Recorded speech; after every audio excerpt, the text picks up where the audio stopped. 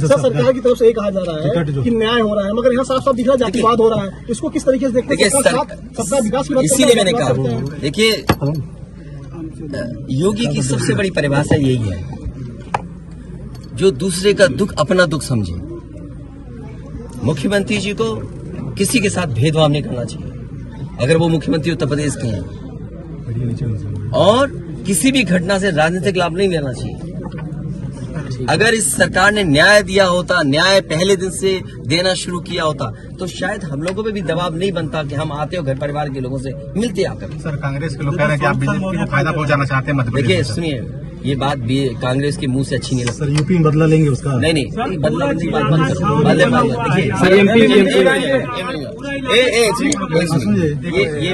ये विषय इसलिए मैं नहीं उठाना चाहता हूँ कि ये हमारे लिए देवरिया कांड बड़ा विषय है। इंडिया न्यूज थोड़ा न्याय में संतुलन हो, थोड़ा साइड ही नीचे, न्याय में संतुलन हो, ये सरकार की जिम्मेदारी है। सिंगल देवरिया कांड मैंने पहले से कहा, ये समाज के लिए और मनोविज्ञान के लिए ये बड़ी चीज है कि आप समझें कि अगर एक परिवार के साथ घटना होती है तो दूसरे परिवार का मनोविज्ञान क्या होता होगा। और ये डीएम ने खुद कहा कि ये रिटेलिएशन में घटना हुई है, और शासन प्रशासन के लिए और न्याय के लिए ये बड़ी जिम्मेदारी है।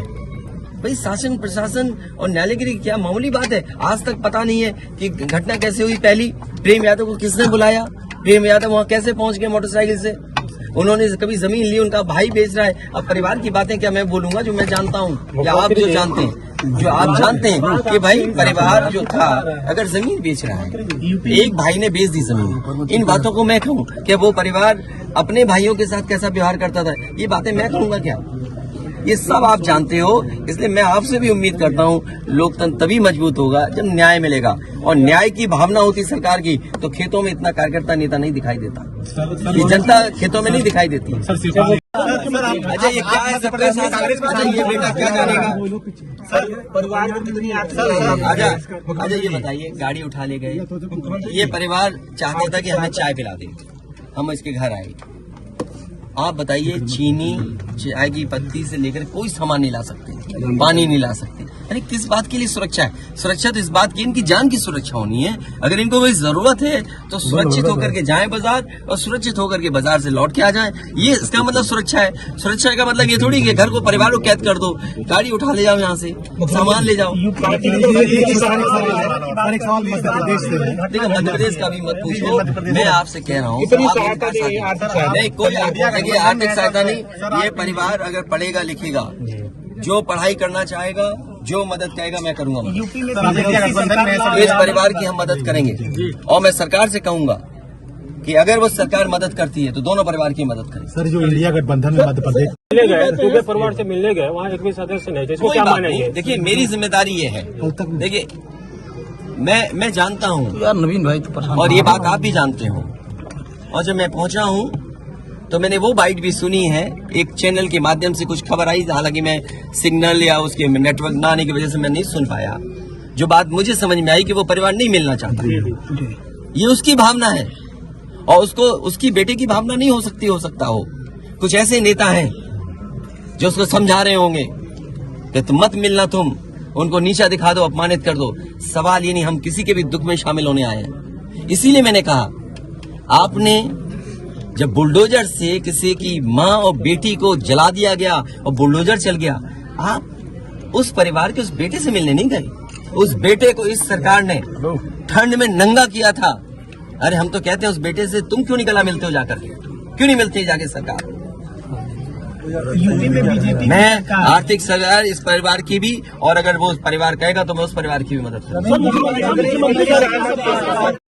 देखिए मैं डीएम के स्टेटमेंट को मैं मानता हूं। डीएम ने जो बात कही कि रिटेलिएशन में वो घटना हुई, और उस समय किसके मन में, किसके दिमाग में क्या था, किस वजह से अंधकार छा गया, और फिर उस घटना की वजह से घटना हुई है। और घटना वो भी गलत है, घटना ये भी गलत है। अगर ये सवाल आप पूछते हैं मासूमों के लिए, मासूमों की कभी जान नहीं जाती। अगर प्रेम यादव की जान न गई होती तो प्रेम यादव की जान नहीं जाती तो किसी मासूम किसी की जान नहीं जाती। आखिरकार सरकार क्यों इस बात को छिपाना चाहती है कि प्रेम यादव को भुला करके मारा? और किसने मारा, धारदार से कैसे मारा।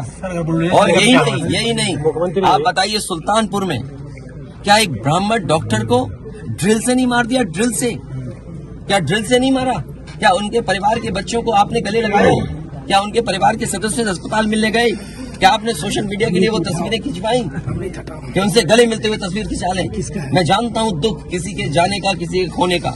आज हम जरूर इस परिवार के साथ हैं या और लोग हैं, लेकिन जब वो अकेले बैठेंगे कभी याद आएगी उनके परिवार के सदस्य की, तो उन पर क्या गुजरेगी सोचिए आप। क्या बेटियां उसकी छोटी क्या करेंगे? क्या बुलडोजर चलेगा? ये जनता रोक देगी बुलडोजर को। और सवाल ये नहीं है, सवाल ये नहीं है, सवाल ये नहीं है। एक मिनट हो जाइए ना, सवाल मैं बैठा हूँ।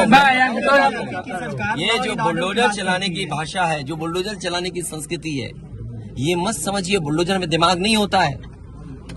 अगर बुलडोजर न्याय देने लगा तो अगली सरकार भी यही करेगी। इसलिए मैं सोचता हूं कि अगर आप योगी हैं, योगी की परिभाषा यही है, दूसरे का दुख अपना दुख समझे। आप अपना गिराते हैं तो मुआवजा लेते हैं। आपकी किसी की हिम्मत हो अगर ये बात की कि उन्होंने अपनी बिल्डिंग गिराई और कितने करोड़ मुआवजा उठाया, अगर आप इसे बुलडोजर चलाना चाहते हो तो उतना ही मुआवजा देना जितना मुआवजा आपने खुद लिया है सरकार से।